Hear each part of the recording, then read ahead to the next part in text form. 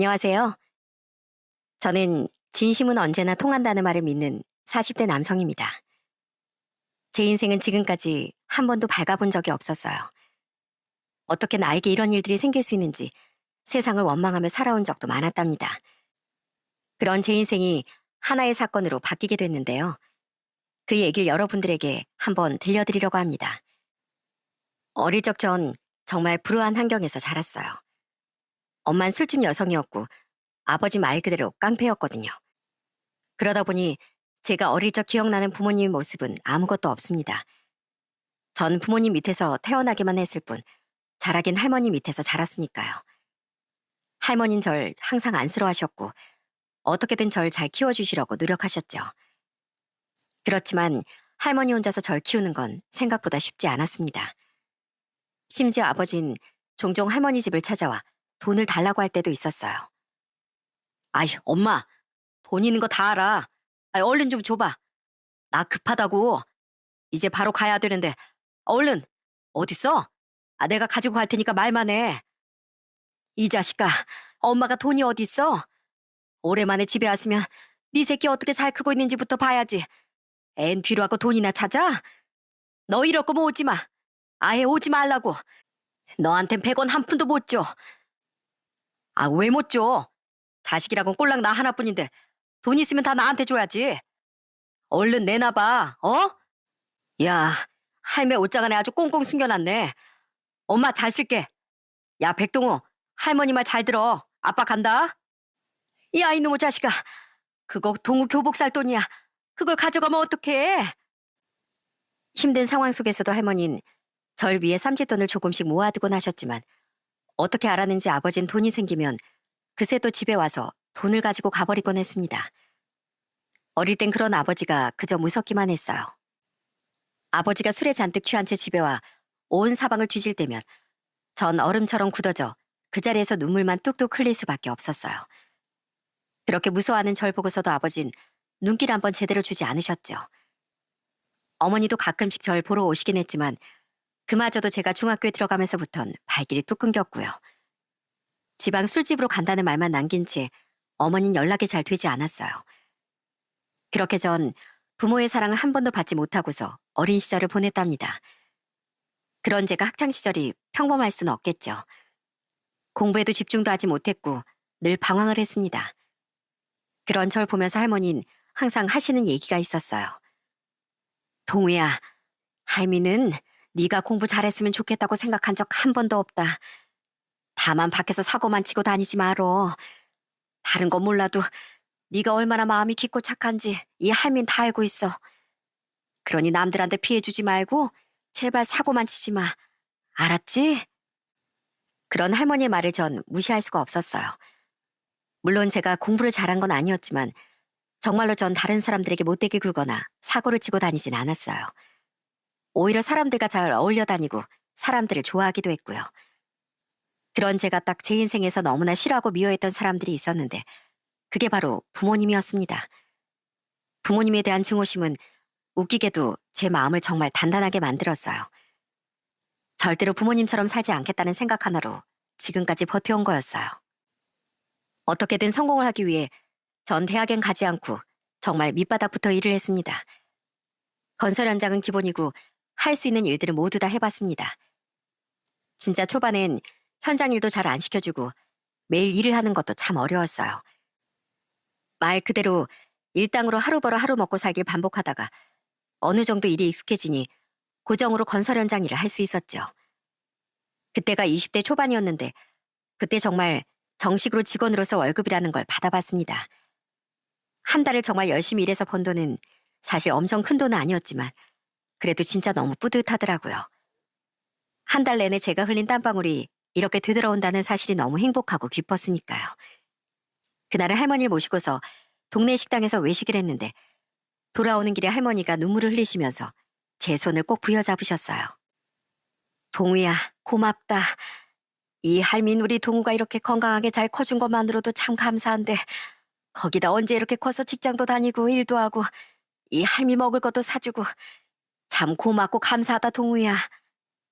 할머니, 나 앞으로 더 잘 될 거야. 다음엔 더 좋은 곳에서 맛있는 거 실컷 먹게 해줄게. 알았지? 할머니 그러니까 오래오래 건강하셔야 돼. 그래, 알았다. 우리 동을 봐서라도 이 할미가 더 건강해야 되겠네. 고맙다, 동우야. 제가 20대가 되었을 땐 할머니가 벌써 70대가 되셨지만 전 꼭 제가 성공할 때까지 할머니가 건강하게 제 곁에 계시기만을 바랬습니다. 할머니와 둘이서 사는 생활은 너무나 행복하고 좋았어요. 그렇지만 이 소소한 행복을 방해하는 사람들이 있었죠. 그건 바로 아버지, 어머니였습니다. 제가 20대 후반이 되면서부터 슬슬 부모님이 절 찾아오기 시작하더라고요. 그때 엄마 아빠라는 사람은 50대 후반이었는데 솔직히 젊었을 적 제대로 된 직업을 갖고 있었던 게 아니었으니 그 나이에 무슨 돈벌이가 있었겠어요? 그러니 돈이 없으니 자꾸만 절 찾아오고 뻔뻔하게 부탁을 하더라고요. 어느 날은 퇴근하고 막 집에 가는데 대문 앞에 누군가 서 있더군요. 어두워서 가까이 가기 전까진 누군지 알 수가 없었어요. 그런데 바로 앞까지 가서 보고선 깜짝 놀랄 수밖에 없었습니다. 그 사람은 바로 어머니였거든요. 동우야, 엄마야, 엄마. 아이고 세상에나, 우리 동우 이렇게 잘 컸네. 뭐 어디 일하러 갔다 오니? 여긴 어쩐 일이세요? 어쩐 일은 우리 아들 얼굴 보러 왔지. 너 잠깐 시간 돼? 엄마랑 오랜만에 뭐 밥이라도 함께 할까? 아니요, 그냥 가세요. 왜 오셨는지 모르겠지만 전 할 말 없어요. 아, 왜 그래? 엄마가 자주 안 와서 삐졌어? 미안하다. 엄마도 먹고 살려고 하다 보니까 여기까지 어떻게 와. 그래도 이번에 큰맘 먹고 온 거야. 그러니까 엄마랑 밥 함께 하자. 어? 매번 찾아와도 제 얼굴은 제대로 보고 간 적 없었던 어머니가 도대체 웬일로 이렇게 찾아왔을까 싶더라고요. 그런데 역시나 밥을 먹고 술이 한 잔, 두 잔 들어가니 어머니 속셈을 드러내더라고요. 저기 동우야, 너 요즘 월급 받는다며? 뭐 얼마나 받니? 그래도 현장 일인데 꽤나 받겠다. 그건 왜요? 아니, 원래 자식들 월급은 부모가 관리해주고 그러는 거야. 그래도 엄마가 돈 관리는 잘하는데 엄마가 좀 관리해주면 어떠니? 넌 일하느라 바쁘잖아. 엄마가 목돈 두둑하게 만들어줄게. 됐어요. 돈 달라고 하려고 온 거면 더는 찾아오지 마세요. 아까도 할머니가 엄마 보면 또 속상해 하실까봐 그냥 나온 건데 다신 이런 식으로 저 찾아오지 마세요. 언제 절 이렇게 챙겼다고. 어머, 동우야, 왜 그래? 너 그래도 내 자식이잖니. 하나밖에 없는 엄마를 이런 식으로 대할 거야? 엄마 이제 술집 일도 안 해. 솔직히 네 할머니한테 엄마가 번 돈 보내주면서 너 키워달라고 했으니까 네 할머니가 키워준 거지. 네 아빠는 돈 주지도 않았어. 너 그렇게 큰 거? 다 내 덕이야, 내 덕. 그니까 이젠 그 집에서 나와서 이 엄마랑 살자. 어? 엄마도 이젠 좀 일도 쉬고 아들 덕도 좀 봐보자고. 정말 뻔뻔하게 얘기하는 어머니를 보면서 전 그동안 참아왔던 분노가 머리 끝까지 치밀어 오르는 것 같았습니다. 어떻게 평생 나몰라란 자식을 이제와 찾을 수가 있는지 도저히 이해가 되지 않았어요. 뭐요? 아들 덕이요? 내가 크는데 무슨 보탬이 됐다고 아들 덕을 봐요? 엄마가 할머니한테 준 돈? 그거 꼴랑 얼마나 한다고. 평생 자식을 자식처럼 대하지도 않아놓고선 이제 와서 자식 노릇을 바래요? 저 절대 못합니다. 저한테 엄마 아빠는 없는 사람이나 다름없다고요. 뭐? 야, 너 어떻게 엄마한테 그런 말을 할 수가 있어? 아휴, 그래. 알았다, 알았어.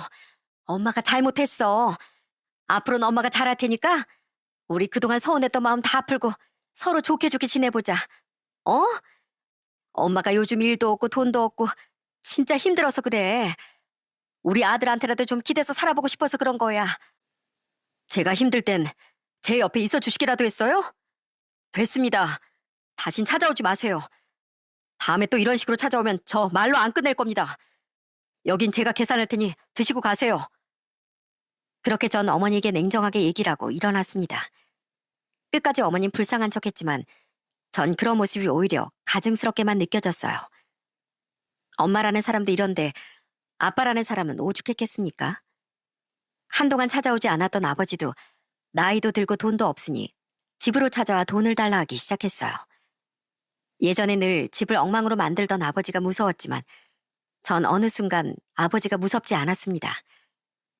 한 번은 집에 갔더니 이미 아버지가 술에 만취해서 집안을 아주 엉망으로 만들며 돈을 찾고 있더라고요. 그 모습을 딱 발견하자마자 전 아버지의 팔을 끌고서 대문 밖으로 밀어버렸습니다. 그러자 아버지가 엄청나게 화를 내시는 거였어요. 이것이 지금 어디서 아버지한테 손을 대? 이 자식이 머리 좀 컸다고 아주 애비를 우습게 알아? 너 진짜 나한테 혼나볼래? 뭐 어떻게 혼을 내실 건데요?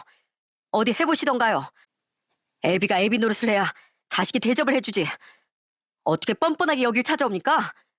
다신 찾아오지 마세요. 뭐 이 자식아? 내 집을 왜 내 맘대로 못 와? 이 자식이 정말. 그러면서 아버진 절 어떻게든 밀고서 집 안으로 들어가 보려고 했지만 이미 키도 덩치도 훨씬 더 커버린 절 이기지 못하셨습니다. 그렇게 제가 버티고 있으니 아버진 결국 포기하고 제 앞에서 씩씩대며 얘기를 하셨어요. 너 이 자식, 아버지한테 이러는 거 아니야, 어? 나와, 얼른 나오라고. 싫습니다. 마지막으로 아버지라고 대접해드릴 때 조용히 가세요. 저 앞으로는 이렇게 말로 안 합니다. 와서 난장판 만들고 싶으시면 각오하고 오셔야 될 거예요. 할머니 제가 지켜요. 아버진 지금껏 그랬던 것처럼 아버지 인생이나 사세요. 가족을 내팽개치고 멋대로 사신 것처럼 쭉 그러시라고요. 다신 찾아오지 마세요. 그러고선 전 대문을 쾅 닫아버리고 말았습니다. 문 밖에선 아버지가 고래고래 소리를 치셨지만 전 아무런 반응을 보이지 않았어요. 어릴 적 아무것도 못하고 가만히 서서 울기만 했던 제가 이젠 당당하게 자신을 막아섰으니 아버지도 꽤나 당황했던 모양이었어요. 그 뒤로 어머니 아버진 이혼을 하셨고 그렇게 각자의 삶을 살아가시게 되었어요. 몇 번이나 절 찾아오시긴 했지만 끝끝내 전 냉정하게 대했습니다.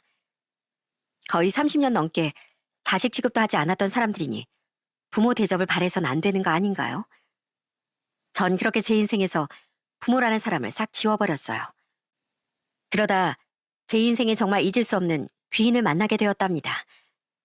딱 30살에 전 컨테이너를 가지고 사업을 하는 업체에 들어가게 되었어요. 그 업체는 컨테이너 농막도 제작하고 중고 컨테이너를 리모델링해서 판매하는 그런 일을 하는 곳이었죠. 오랫동안 건축업에 종사하셨던 사장님이 70이 넘으실 때까지 운영하셨던 곳이었고요.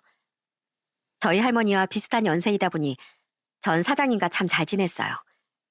사장님도 제 상황을 아셔서 그런지 몰라도 절 많이 챙겨주셨죠. 사장님은 약간 고리타분하고 보수적인 분이셨어요. 그렇지만 일에 있어선 너무나 배울 점이 많은 분이셨죠. 일을 할 땐 진짜 말을 독하게 하실 때도 많았지만 전 그게 저에 대한 애정이 많으셨기에 그런 거라고 다 알고 있었어요. 야, 이 백동우. 이걸 이렇게 하면 어떡해? 배선 정리 똑바로 해야 한다고 내가 몇 번을 말해 알아들어.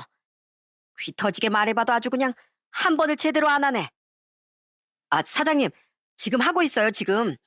아까까지 다른 물건 정리하다가 이제 막 왔는데 그 사이에 어떻게 이걸 다 정리해요. 이제 할 거예요. 다 해요. 아주 그냥 말만 빠락빠락. 너 똑바로 안 하면 쫓겨날 줄 알아. 저 아니면 사장님 성질 받아주면서 일할 사람 어디 있다고? 아유, 알았어요. 빨리 할 테니까 그 잔소리 좀 그만하세요. 매번 일을 할 때면 사장님과 토닥거리며 일을 했지만 사장님은 참 세심하고 정도 많으신 분이시더라고요. 저도 생각지도 못했던 것들을 챙겨주실 때가 참 많았죠. 하루는 월급날에 갑자기 저한테 신발 박스 하나를 툭 던지시더라고요. 전 그게 뭔가 했습니다. 어? 뭐예요, 사장님? 갑자기 웬 신발? 그거? 너 그 안전화 좀 바꿔 신어라. 아니, 젊은 애가 무슨 신발 하나를 제대로 된 게 없어.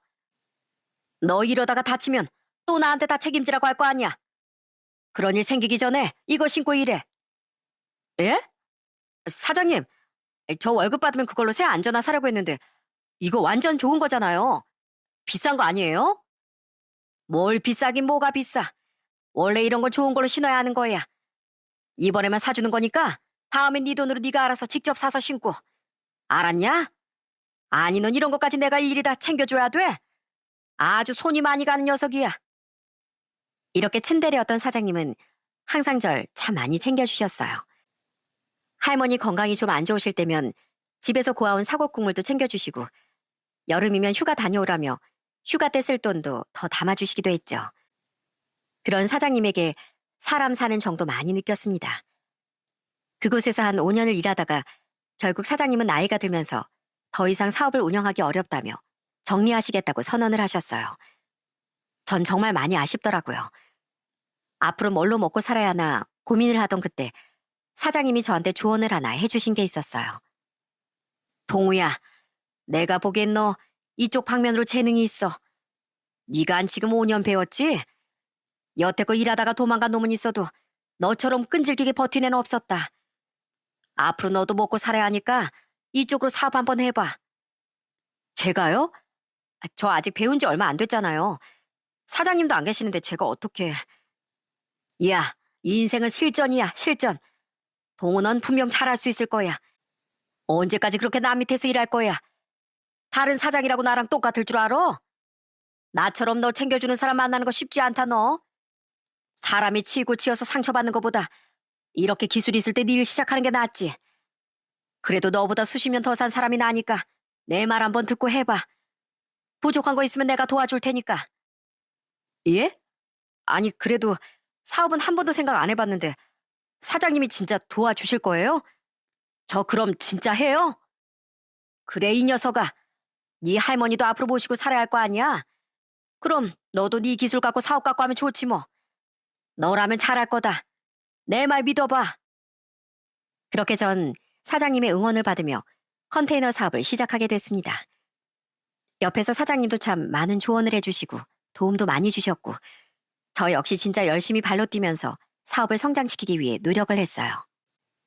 여기저기 홍보도 많이 하고 광고도 하고 많이들 하는 온라인 블로그 이런 것들도 직접 해보기도 했습니다. 처음엔 우여곡절도 많았지만 전 제 인생의 모토인 진심은 통한다는 말을 항상 가슴에 새기고서 그렇게 열심히 일했답니다. 그러다 보니 제 진심이 정말 통하더라고요. 어느 순간부터 점점 사업은 안정을 찾기 시작했습니다. 그러다 보니 사실 일에만 집중하니까 시간이 이렇게 훌쩍 지나간 줄 몰랐어요. 어느새 정신을 차려보니까 전 40대가 되었더라고요. 그때 전 만나던 사람이 있었는데 1년 정도 교제를 하고 있었던 여자친구가 있었죠. 하지만 전 솔직히 결혼에 대해 확신을 갖지 못했었어요. 물론 여자친구는 너무 착하고 좋은 사람이었고 제 인생 평생을 함께해도 되겠다는 생각이 많았지만 제 인생이 지금껏 불우했기 때문에 선뜻 여자친구에게 결혼에 대한 얘기를 꺼내지 못하겠더라고요. 그래서 한 번은 아예 마음을 먹고서 여자친구에게 제 집안 이야기를 해준 적이 있었어요. 저는 여자친구가 어떤 반응을 보일까 너무 걱정이 되고 초조했습니다. 그런데 여자친구의 반응은 뜻밖이었어요. 나 사실은 부모님이 다 살아계셔. 어디서 뭐하고 계시는지 모르겠지만 연락 안 하고 산지 오래야. 엄만 술집 다니셨고 아빤 말 그대로 한량, 뭐 깡패짓도 하고 그러셨어. 난 할머니 손에 자랐고 신이 너한테 얘기해주고 싶었는데 용기가 안 나더라. 너희 집은 따뜻하고 좋은 집이잖아. 많이 놀랐지? 어? 좀 놀라긴 했는데 동우 씨가 많이 힘들었겠다. 지금은 괜찮아? 어, 지금은 그냥 지나간 일이라고 생각하고 있어. 사실 평범한 집안은 아니니까 너한테 결혼하자는 얘기하고 싶다가도 선뜻 말을 못 하겠더라. 이런 나라도 괜찮다면 나랑 결혼해 줄래? 동우 씨, 그런 말이 어딨어. 당연한 걸. 당연히 내가 결혼을 한다면 동우 씨랑 해야지. 여자친구는 제 모든 과거를 밝혔음에도 아무런 편견 없이 정말로 절 품어주고 보듬어줬습니다. 대학을 나오지 않았다는 것도 실질적으로 제가 하는 일이 컨테이너 농막을 만들며 현장 일이니 거친 일을 한다는 것도 모든 걸 다 받아줬어요. 그런 여자친구와 결혼을 결심했을 때가 제 나이 41살 때였습니다. 늦지막히 결혼을 하게 되었지만 전 너무나 행복하고 좋았어요. 그리고 전 여자친구를 데리고서 할머니께 인사를 가게 되었죠. 처음 할머니가 여자친구를 봤을 때 얼마나 좋아하셨는지 모릅니다. 내내 여자친구 얼굴에서 눈을 떼지 못하시더라고요. 할머니, 내 여자친구 얼굴에 구멍 나겠어. 아이, 그만 좀 봐. 그렇게 예뻐? 그렇게 좋으신 거야? 아니, 할머니 무슨 연예인 보는 것처럼 보네. 아유, 그럼 네가 색실 데리고 왔는데 이 할미가 좋고 말고. 난 텔레비전에 나온 연예인들보다 훨씬 예쁘다. 아유, 어떻게 우리 동우랑 만났어? 고마워. 우리 동우랑 만나줘서 참 고마워. 우리 동우 겉은 이래도 속은 참 착한 애야. 에이, 할머니, 손주 멋있다 멋있다 해줘야지. 이제 우리 할머니 90이 넘었는데 손주 며느리 보게 생겼네. 그러니까 말이다. 참 고맙다, 고마워. 우리 동우 잘 부탁한다. 내가 앞으로 살면 얼마나 살겠니? 그래도 이렇게 우리 손주 며느리 얼굴은 보고 갈 수 있으니 참 좋네. 할머니 감사드려요. 동우 씨가 정말 마음이 착하고 성실하고 좋아요. 저희 정말 잘 살게요, 할머님. 그렇게 훈훈한 분위기 속에서 할머니와의 만남은 잘 끝이 날 수 있었습니다. 그리고 그 후 한 가지 관문이 남아 있었어요. 그건 바로 여자친구의 집 예비 처가의 허락을 받는 거였습니다. 여자친구는 자신의 집에 어느 정도 얘기를 다 해놨다며 괜찮을 거라고 절 다독였어요. 그래도 어느 정도 저에 대한 얘기를 들으셨다고 하니 조금은 걱정을 덜고서 여자친구네 집으로 첫인사를 가게 되었죠. 그런데 딱 집에 들어가자마자 분위기가 너무 냉랭하더라고요. 그래도 문을 열어주신 여자친구 어머니에게 전 바로 인사를 했죠. 안녕하세요. 백동우라고 합니다. 처음 뵙겠습니다. 아, 그래요. 들어와요. 절 보시고선 여자친구 어머닌 쌩하니 절 쳐다보지도 않으시고 거실로 가버리셨고 거실로 향하니 여자친구 아버지가 소파에 앉아 계셨어요. 전 너무 당황스러웠지만 여자친구는 더 당황해 말을 하더라고요. 뭐야, 뭐 아무것도 준비가 안 되어 있네. 엄마 분명 내가 오늘 인사 온다고 했잖아. 아, 그게 엄마가 좀 깜빡했다. 동우라고 했나? 말 편하게 해도 되지? 우리가 저녁을 좀 늦게 먹어서 준비를 아직 안 했네. 뭐 어차피 인사만 하고 갈 거니까 커피나 한잔 하지. 아, 네, 괜찮습니다. 전 그렇게 소파 앞쪽으로 앉았고 여자친구 어머닌 주방에서 믹스커피 한 잔을 타오더니 제가 앉아있는 곳 테이블에 딱 하고 커피잔을 내려놓으셨어요. 그 커피잔을 내려놓는 순간부터 전 엄청 긴장을 하기 시작했죠. 분위기가 왠지 절 반기지 않는구나를 딱 느낄 수 있었죠. 여자친구는 옆에서 아무런 말도 하지 않고 있었고 왠지 기분이 좋아 보이지 않더라고요. 그리고 그때 여자친구의 어머니와 아버지께선 바로 저에게 질문을 하셨습니다. 신이한텐 얘기를 좀 들었는데 뭐 할머니 손에서 컸다고? 네, 어릴 때부터 할머니 손에서 자랐습니다. 지금도 할머니 모시고 살고 있고요. 그래, 부모님은 뭐 하시고? 아, 그게 전 갑작스런 질문에 조금 당황스러웠어요. 그러자 옆에서 여자친구가 화들짝 놀라 저 대신 대답을 하더라고요. 아, 엄마, 내가 다 얘기했잖아. 왜 안 들은 척해? 내가 얘기한 거 잊었어? 아, 맞다, 맞아. 아빠라는 사람은 평생 깡패짓하고 엄마라는 사람은 술집 여자라고? 전 여자친구 어머니 말에 아무런 대답도 하지 못했어요. 아마 절 마음에 전혀 들어하지 않는 것 같았죠. 그렇게 차갑게 여자친구 어머니가 얘기를 하니 옆에서 여자친구는 화를 내며 말리기 시작했고요. 아, 엄마 대체 왜 그래? 인사 온 사람한테 어떻게 그래? 아, 뭘 왜 그래야? 원래 결혼할 때 이런 거 저런 거 다 물어보는 거야. 부모야 뭐 그렇다 치더라도 차넨 지금 무슨 일 하는가? 들어보니까 뭐 컨테이너 그런 거 일한다는데 맞아? 그게 도대체 무슨 일이야? 아, 네 어머님. 컨테이너로 집도 짓고 리모델링해서 쓰임새에 맞게 공간도 만들어주고 그런 일을 합니다. 소위 말하면 건축이나 다름없는 일이고요. 그럼 그거 자네 사업장이라던데 사업하는 사람이면 뭐 은행권 대출도 꽤나 있겠네. 아, 엄마, 왜 쓸데없는 걸 자꾸 물어봐. 뭐 취조하는 거야? 그만 좀 해. 아, 넌 가만히 있어. 뭘 모르면 조용히 가만히 있으라고. 중간에서 여자친구가 엄청 뜯어말리며 중재를 해보려고 했지만 여자친구 부모님은 여자친구의 말을 전혀 듣지 않았습니다. 오히려 그런 여자친구를 타박하면서 저에게 더 집요하게 물어보시기 시작했어요.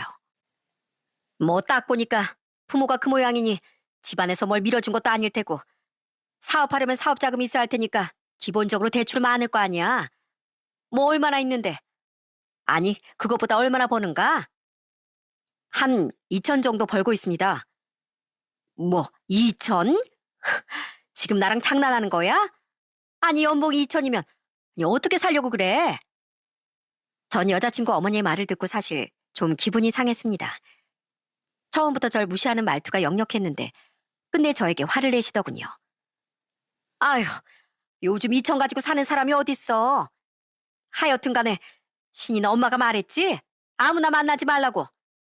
하여간 천한 집안에서 태어나면 그 피를 이어간다고 하더니만 부모가 그러니 자식이 이러지. 아휴, 할머니 손에서 자랐으면 뭐 제대로 배우기라도 했겠어? 아유, 정말 속상해서 진짜. 아, 엄마, 그만해, 그만. 뭘 그만해? 자네도 이러는 거 아닐세. 곱게 키운 우리 딸, 자네 같은 사람에게 우리가 보내고 싶겠어? 얘가 아직 사랑에 눈 멀어서 잘 몰라서 그런 것 같은데 자네 그렇게 우리 딸 넘보면 안 되는 거 아니야? 할머니 손에서 자라. 부모는 제대로 된 게 하나도 없어. 어떻게 그런 꼴로 결혼 허락을 받으러 와? 신이 얘한테 말해봤자 통하지도 않아서 내가 오라고 한 거야. 내 말 뜻 알겠지? 이렇게까지 말하는 여자친구 어머니를 보면서 저 역시 가만히 있을 수가 없더라고요. 그래서 전 딱 잘라 얘기를 했습니다. 네, 알겠습니다. 집안에서 원치 않는 결혼 저 역시 하고 싶지 않습니다. 저도 이런 대접 받으면서까지 결혼하고 싶은 마음 없습니다. 제가 사랑한 사람은 어머님, 아버님, 따님 김신이라는 사람이에요. 제 환경이 부족한 건 저도 잘 알고 있습니다.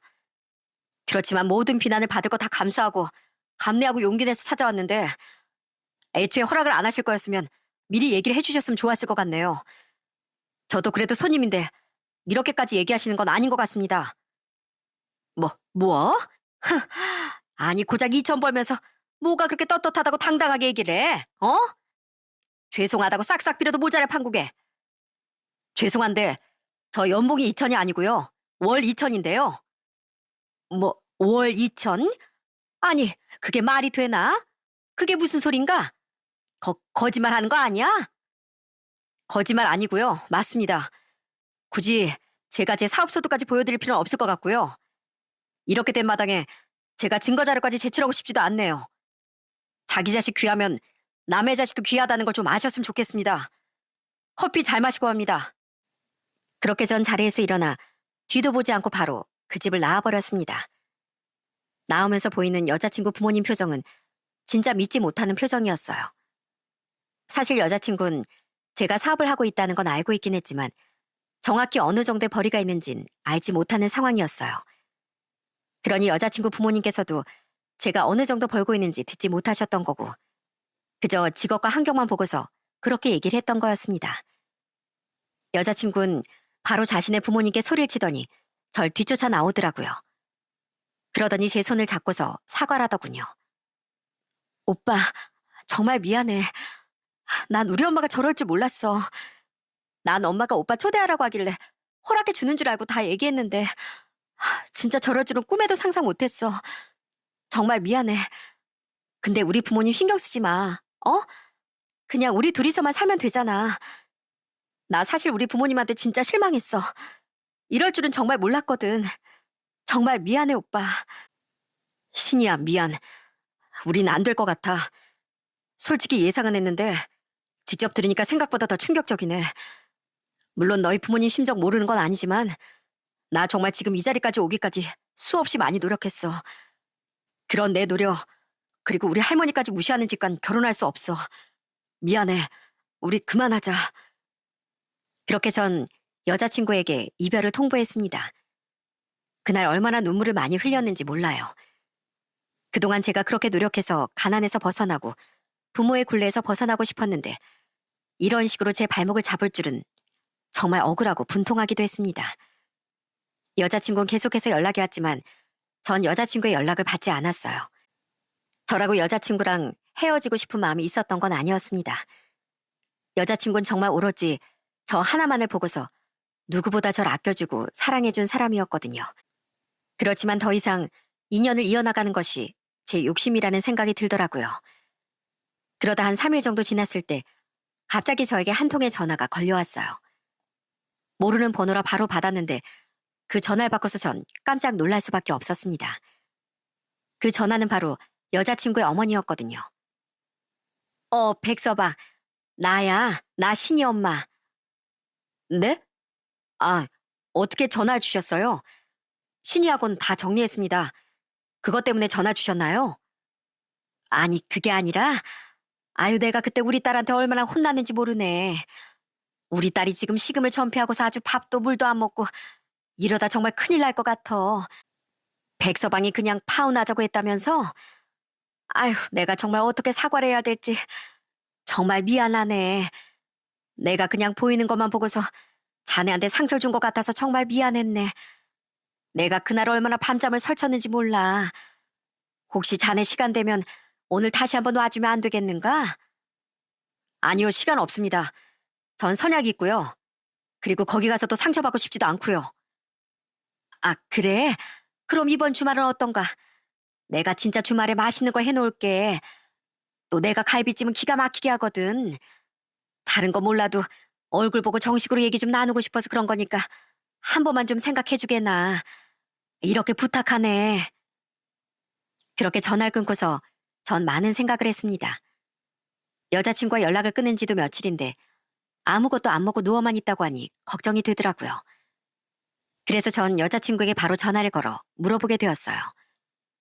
그런데 여자친구도 본인의 엄마가 이런 전화를 한 건 잘 모르고 있더라고요. 그리고 얼마 뒤에도 여자친구 아버지가 직접 전에게 전화가 와 다시 한번 만나자며 간곡하게 부탁을 하셨습니다. 갑자기 왜 이 사람들이 이러나 싶어 전 결국 그 자리에 가게 되었죠. 그런데 처음에 제가 인사 갔을 땐 커피 한 잔만 딱 내주시던 여자친구 어머니가 그날은 갑자기 상다리가 부러지게 차려놓은 거였어요. 전 그걸 보고서 좀 당황했습니다. 아니 이게 무슨... 백서방, 뭘 좋아하는지 내가 몰라서 이렇게 차려봤네. 얼른 앉게나. 배고프지?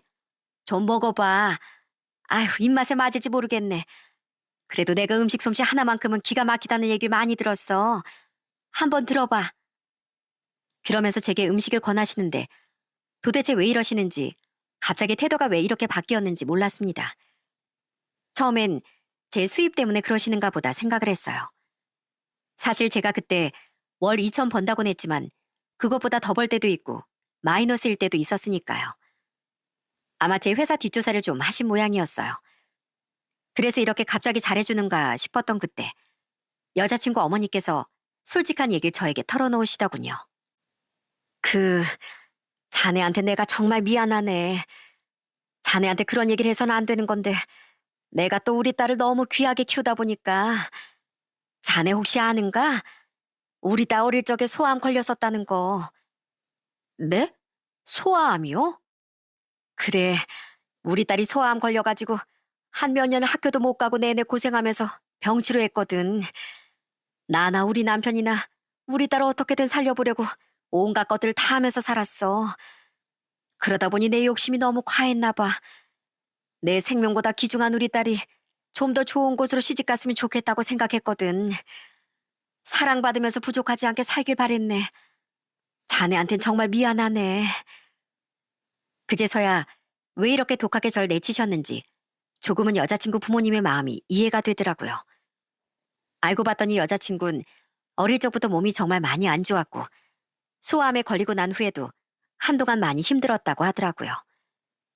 정말 생업을 내팽개치고서 딸을 살리는 데만 집중했던 여자친구 부모님은 그 무엇보다 소중했던 게 딸이었던 거였죠. 그러면서 눈물을 흘리시며 제 손을 꼭 잡고서 여자친구 어머니가 얘기를 하셨어요. 정말, 정말 자네한테 내가 이렇게 사과를 해도 모자른 거 알아. 그렇지만 자네도 조금만 생각을 해보게. 솔직히 말해서 자네가 귀하게 여겼던 딸이 정말 생명보다 귀했던 딸이 평생 살아갈 배우자를 만난다는데 이거저거 안 따져보겠는가? 솔직히 사랑도 받아본 사람이 안다고 집안 환경이 좋지 않으니 혹여나 우리 딸이 사랑받지 못하면 어쩌나, 힘들면 어쩌나, 시부모가 혹시라도 우리 딸 괴롭히면 어쩌나, 내 이런저런 생각에 반대를 한 거야. 우리가 너무 편협한 시선으로 자네를 봤던 것 같네. 그렇게 내가 독하게 말을 하면 자네가 우리 딸과 헤어질 것 같아서. 네, 어떤 말씀이신진 잘 알겠습니다. 솔직히 능력 없는 사람보단 능력 있는 사람이랑 했으면 좋겠다고 생각하는 게 부모 마음 아니겠는가. 자네한테 싫은 소리 했던 건 정말 미안하네. 요즘은 돈 때문에 사람이 살고 죽고 하지 않는가. 돈 없으면 아무것도 못하는 세상이고. 난 우리 딸이 힘든 결혼 생활을 안 했으면 좋겠어. 그리고 자네 할머니께도 내가 정말 정식으로 사과하고 싶어. 이 마음은 진심이네. 그러면서 눈물을 흘리시는 여자친구 어머니를 보면서 저도 참 마음이 아팠습니다. 평생을 딸 하나 키우며 애지중지 해왔는데 불우한 가정 환경에서 자란 제가 마음에 드실 수가 없었겠죠. 어떻게 여자친구를 키워왔는지 장인 장모님의 이야기를 들으며 참 부모의 사랑이 이런 거구나 새삼 느끼기도 했습니다. 우리 딸 태어나고서 고생을 참 많이 했어. 우리 딸이 아픈 거 볼 때마다 내 마음이 얼마나 찢어졌는지. 그런 시간을 몇 년이나 두고 보다 보니 우리 딸이 다 완쾌되고 나았을 때 되니까 더 이상 상처는 주고 싶지도 않더라고. 딸 눈에서 눈물 자국이 하루도 마를 날이 없었거든. 난 딸이 뭐든 하겠다고 하면 한 번도 반대하지 않았어. 혹여나 우리가 반대하면 마음 아파할까봐 말이야. 근데 결혼이라는 게 평생을 함께하는 동반자를 만드는 거 아닌가. 그래서 우리가 너무 욕심을 냈나 봐.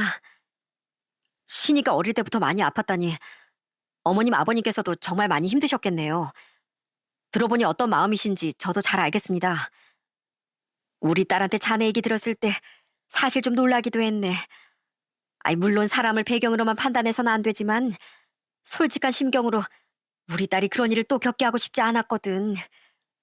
그런데 딸이 나한테 해주는 얘기를 들어보니 자네만큼 성실하고 착하고 마음 깊은 사람이 없더라고. 내가 정말 많이 실수했다는 걸 그때서야 알았네. 우리 딸이 누군가를 이토록 그리워하고 마음 아파한 적 처음 봤어. 내 전부인 우리 딸이 그 정도로 자네를 아끼고 사랑한다면 우리가 반대하지 말아야 하는 건데 아무튼 정말 미안하네. 진심으로 사과를 하시는 여자친구 부모님을 보면서 저도 마음이 조금은 풀리더라고요. 그리고 여자친구 부모님은 그걸로 사과를 끝내지 않으셨어요. 얼마 뒤 정말로 저희 할머니 댁에 찾아가 진심으로 사과를 하셨답니다. 양손 무겁게 이것저것 선물을 챙기시곤 직접 할머니를 만나러 오셨죠. 정말, 정말 죄송합니다. 제가 어르신께 결례를 범한 것 같아 정말 사과드려요. 손주를 얼마나 훌륭하게 잘 키우셨는지 제가 그것도 모르고 잘못 얘기를 한 것 같네요. 너무너무 죄송합니다. 아이고, 아닙니다. 아니에요. 사람이 살다 보면 그럴 수 있죠. 저 역시 자식 가진 부모로서 자식이 잘 되기만을 바라는 거 왜 모르겠습니까? 이해합니다. 이해해요. 전 사실 여자친구 어머니의 사과를 보면서 좀 많이 놀라기도 했습니다. 저도 어느 정도 사회생활 하다 보니 진짜 잘못을 하고서도 끝까지 뻔뻔하고 자기 잘못을 모르는 사람들도 정말 많거든요. 그러다 보니 진심으로 저렇게 사과를 하고 반성하는 여자친구 어머니가 한편으론 정말 대단하다는 생각도 들었습니다. 그렇게 전 다시 마음을 정리하고서 여자친구와 정식으로 결혼을 하게 되었어요. 결혼을 할 땐 정말로 모든 사람들이 저를 축복해 줬습니다. 그리고 전 저희 부모님은 아예 초대도 하지 않았어요. 그리고 결혼하고서 장인 장모님은 정말 많이 달라지셨습니다. 어찌나 절 좋아하시는지 매일같이 절 많이 챙겨주세요. 제가 만날 때마다 장모님 장인어른께 소소하게 용돈도 챙겨드리는데 그걸 또 차곡차곡 모아서 저한테 다시 되돌려 주시기도 하더라고요. 자, 자네 이번에 휴가 간다고 했지? 휴가 때 실컷 먹고 실컷 놀고 그래. 돈 아끼지 말고 말이야. 이거 자네 휴가 때 쓰라고 우리가 준비한 용돈이야. 하나도 남기지 말고 다 쓰고 와야 돼. 아니, 장모님, 이것도 제가 드린 용돈 모으신 거죠? 이거 그냥 쓰시라니까요. 장모님 장인어른 쓰시라고 모아둔 돈인데 그걸 다시 되돌려 주시면 어떡해요. 그냥 쓰세요. 아니야. 자네가 준 건 내가 다 썼어. 이건 내가 따로 자네 위해서 챙겨주는 거니까 그거 아니니까 걱정하지 말어. 자네 1년에 뭐 몇 번이나 쉬겠어. 내내 일하느라 고생하고 날도 더운데 힘들고 이렇게 휴가 갈 때만이라도 푹 쉬고 그래야지. 그러니 부담 갖지 말고 내 마음이다 생각하고 편하겠어. 그렇게 장모님은 저에게 더 많은 사랑을 주시곤 합니다. 거기다가 장인 장모님께선 저희 할머니도 정말 많이 챙겨주세요. 하루는 할머니에게 전화를 드렸는데 전 진짜 할머니 말을 듣고 깜짝 놀랐다니까요. 그날 장인 장모님께서 할머니를 모시고 근처 계곡까지 놀러 가셨더라고요. 할머니, 지금 어디야? 아니, 물소리가 들리는데? 집 아닌 거야? 아니, 어디 가셨어? 멀리 혼자 나가면 연락하라고 했잖아.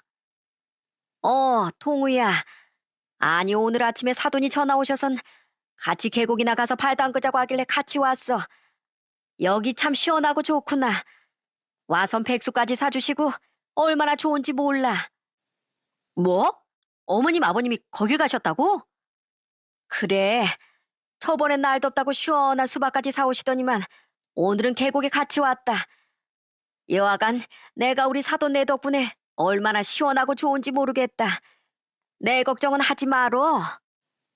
정말 결혼 전까지만 해도 장모가 세상에서 정말 싫었는데 지금은 누구보다 제가 존경하고 사랑하는 사람이 장인 장모님이 되셨네요. 부모님은 이제 나의 연락을 차단하고 소식도 안 듣고 있어요. 그래서 지금은 제 장인 장모님이 제 어머니나 아버지라고 생각하고 잘 지내고 있습니다. 솔직히 이 사연을 들으신 분들 중에선 뭐 악어의 눈물 아니냐 하실 수도 있겠지만 지금 제가 결혼한 지도 3년이 지났는데도 장인 장모님은 늘 한결같이 절 아껴주신답니다. 처가댁에 가면 장모님과 장인어른은 딸보다 절 더 반겨주시고 진짜 버선발로 달려나오세요. 아이고 우리 사위, 우리 백서방 왔어? 덥지? 밖에 날이 더워서 일은 어떻게 하나 몰라. 내가 아주 요즘 우리 백서방 걱정 이만저만이 아니야. 엄마, 나도 왔거든? 난 안 보여? 왜 맨날 백서방만 반겨해? 나도 좀 반겨주라.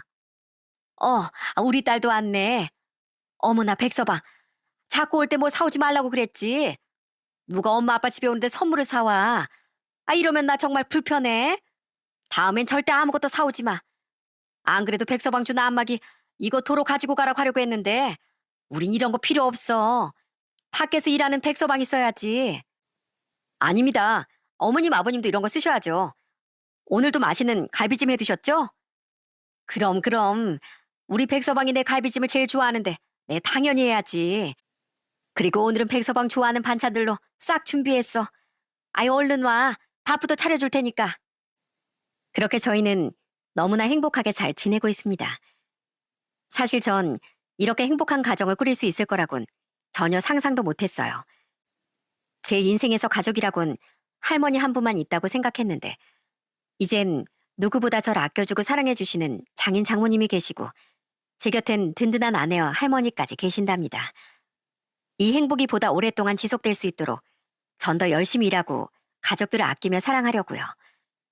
지금은 아내가 임신을 해서 뱃속에 딸아이를 품고 있어요. 이제 곧 출산을 하게 될 텐데 저희 딸에겐 세상의 행복을 누구보다 많이 느낄 수 있도록 제가 아빠로서 더 노력해 보려고요. 여기 사연들을 듣다 보면 참 기구하고 슬픈 사연들이 많이 올라오는 것 같습니다. 저 역시 한때는 제 인생이 너무나도 불쌍하고 슬프다라고 생각을 했던 적이 있었죠. 그런데 살다 보니까 인생은 내가 어떻게 하느냐에 따라 바뀌더라고요. 그저 지금의 상황을 슬프게만 보고 노력도 하지 않고 포기해버리면 삶에서 바뀌는 게 하나도 없는 것 같습니다. 그렇지만 어떻게든 이 상황을 극복해보려고 노력하다 보면 언젠간 제가 원하는 대로 바뀌더라고요. 정말로 남들이 보면 별 볼 일 없다 생각했던 제 인생도 지금은 주변에서 다들 대단하다 말할 정도로 떳떳하게 잘 살고 있네요. 그런 저도 이렇게 잘 살게 되었으니 여러분들은 못할 게 없겠죠. 항상 포기하지 않고 열심히 살아가다 보면 답은 늘 나올 거라고 생각합니다. 여러분들의 미래를 응원하면서 제 사연은 여기서 마치도록 할게요. 지금까지 들어주셔서 정말 감사합니다. 모두들 건강하시고 행복하세요.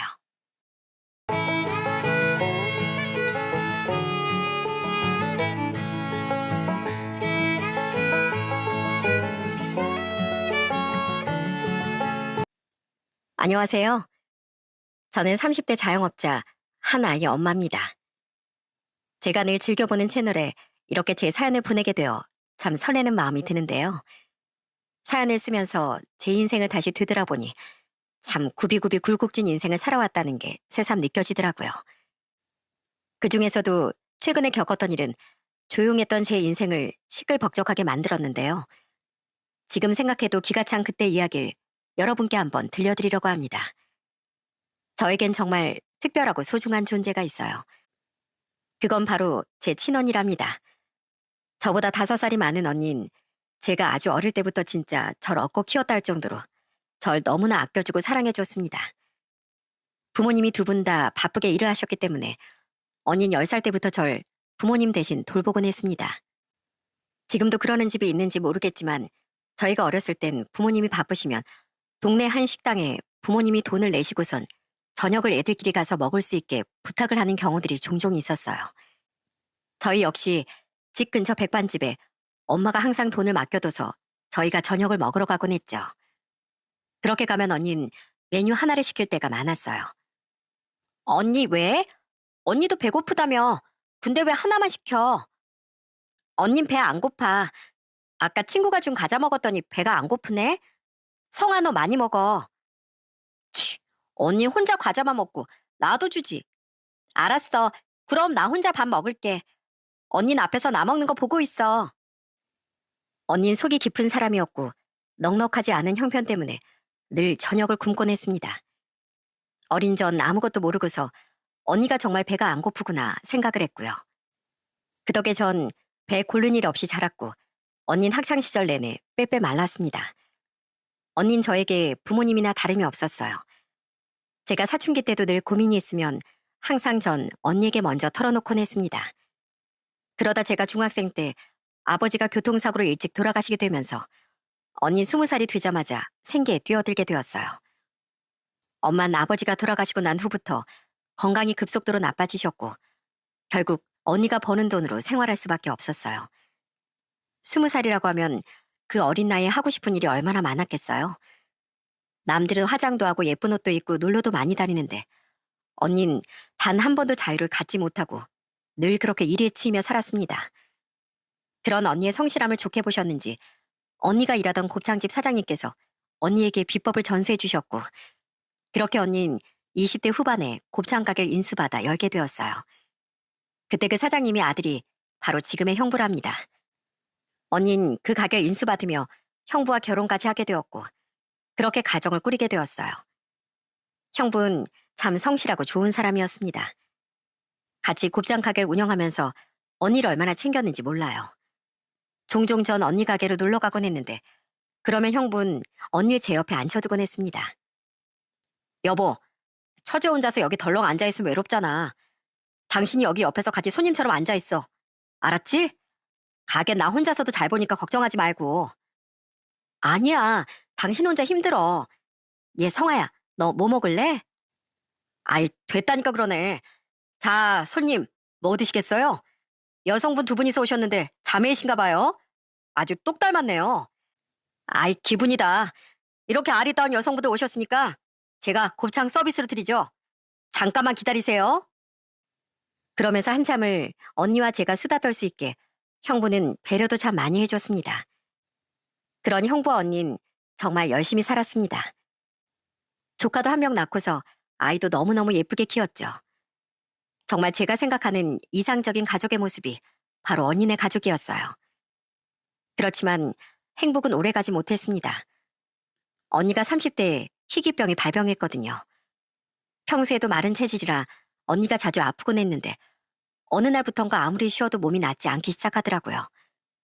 피로가 계속 쌓여 몸이 진짜 납덩이를 단 것처럼 기운이 빠지고 햇빛에 조금만 있어도 얼굴에 붉은 발진이 올라오고 관절 곳곳이 다 아프다길래 큰 병원에서 검사를 받게 되었어요. 그런데 그 검사 결과가 충격적이었어요. 언니가 루푸스라는 희귀병에 걸린 거였죠. 루푸스는 자가 면역 질환 중 하나인데 정확한 이유 없이 발병하는 희귀병이었습니다. 완치가 어렵고 증상도 좋아졌다 나빠졌다 반복하는 병이다 보니 평생을 관리를 해야 했고요. 처음엔 언니가 잘 관리하면서 가게도 운영하면 되겠다고 생각했지만 컨디션이 좋지 않은 날이면 국자도 제대로 들지 못할 정도로 힘겨워했습니다. 그러다 보니 형부는 더 이상 가게를 운영하지 못할 것 같다며 언니를 설득하더라고요. 언니는 끝까지 가게를 운영하고 싶다고 고집을 피웠고요. 전 언니가 왜 그렇게 고집을 피우는지 알 수 있었어요. 그래서 그런 언니의 마음을 설득했답니다. 언니, 걱정하지 마. 언니 이 가게 언니 시어머니가 평생 이룬 가게라서 그렇지? 내가 여기 운영해보면 어떨까? 그럼 이 가게가 사라지는 것도 아니잖아. 성아, 네가? 정말 네가 할 수 있겠어? 직장 다니는 것보다 많이 힘들 텐데 괜찮겠어? 그래, 괜찮아, 언니. 대신 나한테 비법은 다 알려줘야 돼. 그렇게 전 언니의 가게를 물려받게 되었어요. 형부와 언니는 시골로 내려가 요양을 하며 생활하기로 했고, 전 언니네가 이사 가기 전에 열심히 가게 운영 비법들을 배웠죠. 정말 언니의 마음처럼 가게 애정을 갖고 운영하려고 노력을 많이 했습니다. 그 뒤로 언니는 시골로 이사를 가게 되었고, 전 20대 후반에 언니가 처음 가게를 인수했던 그 나이에 가게를 인수받아 곱창 가게를 운영하게 되었어요. 처음엔 참 우여곡절도 많았습니다. 처음 해보는 일이다 보니 실수할 때도 있었고 손님이 한 명도 없을 때도 많았죠. 그러다 차츰 안정을 찾게 되었고 저도 식당 운영에 익숙해지기 시작했어요. 그렇게 한 7년 정도 식당 운영을 하다 보니 어느새 전 어엿한 곱창 가게 사장님이 되었답니다. 그러다 제가 30대 중반에 지인으로부터 한 남자를 소개받게 되었어요. 그런데 그 소개받은 남자는 첫인상이 참 별로였습니다. 키는 좀 큰데 몸무게가 진짜 60kg도 안 나갈 정도로 비리비리하고 말랐거든요. 전 덩치가 있고 좀 든든한 사람이 좋은데 내가 보호를 받기는커녕 내가 지켜줘야 할 것 같다던 그 남잔 영 제 스타일이 아니었습니다. 그런데 그 남잔 저와는 생각이 달랐던가 봐요. 여장부 같고 어딜 가도 씩씩하고 당당한 제 모습이 마음에 든다며 그때부터 아주 애정 공세를 펼치기 시작했거든요. 그렇다고 남자답게 엄청 들이댔던 건 아니었어요. 대신 소개 이후에 자꾸만 저희 가게를 찾아오더라고요. 하루는 저녁에 오랜만에 단체 예약이 들어왔더군요. 어디 회사에서 회식이라도 하나 싶어서 봤더니 그 단체 손님들과 같이 들어온 사람을 보고 깜짝 놀랄 수밖에 없었답니다. 바로 그 남자였거든요. 어? 범준 씨? 아니, 단체 예약이 범준 씨네 회사였어요? 아, 네. 제가 여기 진짜 맛있는 맛집이라고 회사에 엄청 얘기를 했거든요. 잘했죠? 오늘 제가 매출 제대로 한번 올려드리겠습니다. 그렇게 호기롭게 저희 가게를 왔던 그 남잔 회식으로 저희 가게 매출을 올려주려고 못 마시는 술도 그날 엄청 마시더군요. 그것뿐만이 아니었습니다. 친구들과 만날 때면 늘상 저희 가게 오기도 하고 심지어 혼자서도 와선 열심히 곱창을 구워 먹을 때도 있었어요. 나름 부담은 주고 싶지 않은지 저한테 엄청 들이대는 건 아니었지만 어떻게든 저한테 도움을 주려고 주변에 막 가게를 홍보하고 데리고 오는 모습을 보면서 저도 어느샌가 슬슬 마음이 열리기 시작했죠. 그렇게 전 그 남자와 연애를 시작하게 되었어요. 알고 봤더니 남자친구는 원래 서울에서 가족들이 다 살고 있는데 직장 때문에 부천에 와서 일을 하고 있던 상황이었어요. 저나 남자친구나 혼자서 생활을 오래 하다 보니 연애라면서 정말 급속도로 가까워졌던 것 같아요. 그러다 1년 반 연애 끝에 저흰 결혼을 결심하게 되었죠. 남편은 저보다 3살이 많았고 이미 30대 후반이었으니 시댁에서도 별 반대 없이 결혼을 허락해 주셨고 저희 집에서도 남편을 참 좋아했습니다. 결혼을 하고서 남편은 저희 집에 너무 잘하더라고요. 특히나 저희 언니를 위해 건강에 좋다는 건 뭐든 언니 먼저 챙겨주곤 했죠. 거기다 혼자 계신 엄마를 위해 저보다 더 자주 전화를 하기도 했고요. 그런 남편을 보면서 저도 시댁에 잘하려고 처음에는 노력을 했습니다. 시댁엔 남편 위로 형이 둘이 있었고 남편 아래로 남동생이 있었거든요. 말 그대로 아들 부잣집이었죠. 내 아들을 키우느라 그랬는지 모르겠지만 시모는 약간 성격이 괄괄한 편이었고 의외로 시부께서 좀 조용하고 차분한 성격이었습니다. 두 시숙과 시동생은 저희가 결혼하기 전에 이미 다 결혼을 한 상태였고 저희가 제일 늦게 결혼을 했어요. 처음엔 시숙들이고 시동생이고 형님들 동서까지 좀 절 어색해 하더라고요. 그러다 결혼하고 한 3개월쯤 지났을까 시모에게서 한 통의 전화가 왔죠. 아가, 너 좀 바쁘니? 잠깐 통화 가능하겠니? 아, 네, 어머님, 무슨 일이세요? 저 잠깐 통화할 수 있어요. 아니, 다른 게 아니고 내가 깜빡하고 얘기를 안 한 게 있어서 말이야. 우리가 매달 가족 통장에 모임비를 내고 있거든. 그걸로 가족 여행도 가고 밥도 먹고 그런다. 안 그래도 범준이가 결혼했으니까 니들도 이제 모임비를 내야 하지 않겠어? 아, 그래요. 가족 모임비면 저희도 당연히 내야죠. 근데 어디로 내면 돼요? 얼마나 내는데요? 니들은 매달 50씩 내면 되겠다. 처음에 시모의 말을 듣고 전 너무나 놀랄 수밖에 없었습니다. 한두 푼도 아니고 50만 원씩이나 모임비로 내야 한다는 게 좀 부담스럽기도 했거든요. 그래서 전 너무 놀라 시모에게 다시 되물었어요. 네? 50만 원이나요? 아, 다들 그렇게 많이 내시는 거예요? 아니, 다른 애들은 20만 원씩 내는데 너흰 결혼도 좀 늦게 했고 이미 쌓인 금액도 많으니까 니들더러 이거 똑같이 채우려고 하면 부담 아니니. 그러니까 우리가 좀 봐준 거야. 앞으로 50만 원씩 내면서 차차 채워가면 되니까 그러기로 하자. 전이 황당한 말을 듣고 처음엔 이해가 되지 않았어요. 지금까지 모은 돈이 얼마이던지 간 저흰 이제야 결혼을 했고 그걸 굳이 왜 채워야 하는지도 몰랐거든요. 그래서 전 단호하게 얘기를 했습니다. 어머님, 근데 어떤 말씀 하시는지는 알겠는데요. 그건 좀 아닌 것 같네요. 제가 그 돈으로 받은 게 있는 것도 아니고 앞으로 가족 모임에서 쓰는 돈은 지금부터 모으는 돈으로 새로 시작하면 되지 않을까 싶은데요. 전 이제 새 가족이 된 건데 50만 원씩 넣는 건 좀 아닌 것 같습니다. 죄송해요. 뭐? 아니 왜? 너 50만 원이 그렇게 부담이니?